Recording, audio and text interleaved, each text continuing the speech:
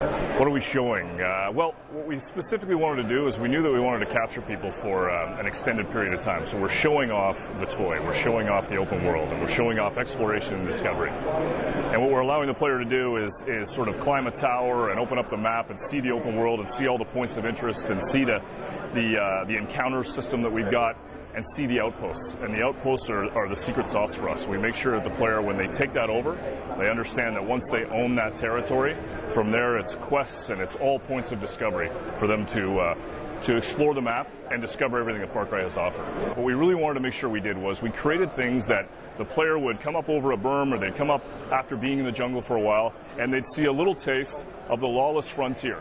They'd see a little taste of an area that Voss controlled.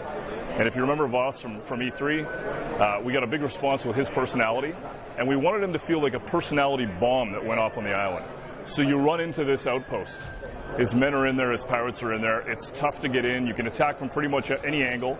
But once you're in there, the game economy really opens up, because at that point, Dan, everything that you've found, everything that you've scrounged, every little bit of thing that you've discovered and you've had written on your arm, you can then invest in the space that's in there, getting new weapons and getting quests, and then figuring out how you're going to take over this space and own the island. You know, you think almost like a black market system, where if you've gone out and you've managed to hunt a tiger, and you've got the skin, you can go in and you can sell it. And then you can start to look for weapons that you want, and you can be a little bit more contemplative in terms of how you attack.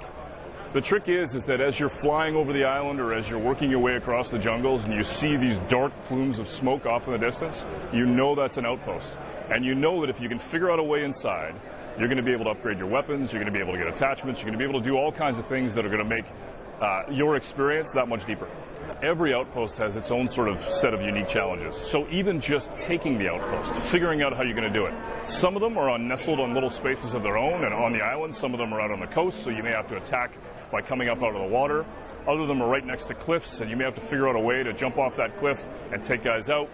Each outpost has its own unique little bit of personality, right down to the fact that what Voss has been doing is he's been out capturing these animals. So if you're careful, and if you're conscious of it, you break out your camera, you zoom in, you tag each guy, and then you see a bear in a cage, or maybe a tiger.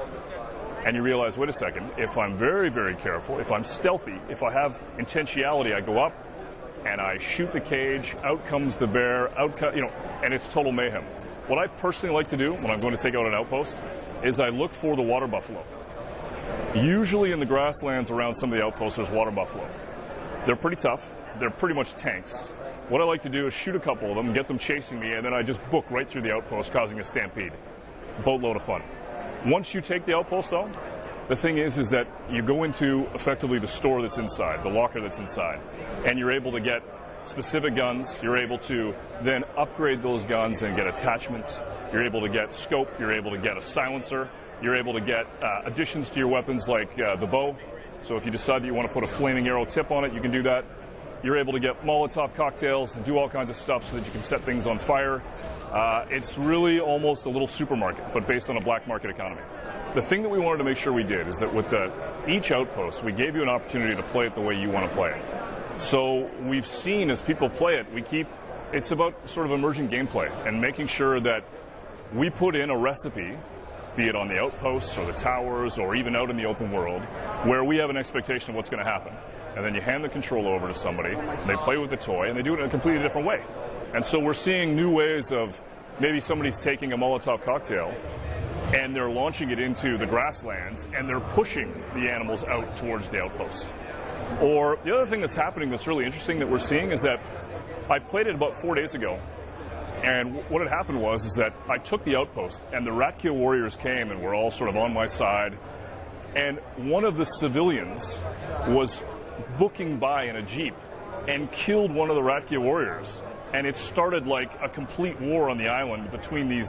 It was unbelievable. Cars were whipping by, guys were going after it, animals were attacking. One guy got killed by a tiger. I was kind of like, okay, I got to watch this. I got to watch the living island happen. The fact that we put in the ingredients and we gave it a stir, and then we let the player On missions, there are some very specific things that you need to do on missions, and certain missions to be successful. On other missions, it's about choose the way you're going to attack. Choose the way that you're going to take this space over. Choose the way that you're going to survive. If you have another mission that's a hallucination and that it's different and you're having a completely different experience, the goal was to make sure that when you're at the water cooler the next day, or you're on the bus talking to a buddy, that you're like, oh, have you done this? How did you get that tattoo? How did you get that? So that each experience, you call your friend up and go, guess what tattoo I got? Guess what? And you look at the tattoo after the game's over and you think, how did he get that? How does she get this one? So it's different for each player. It's coming out this December on PC, 360, and PS3.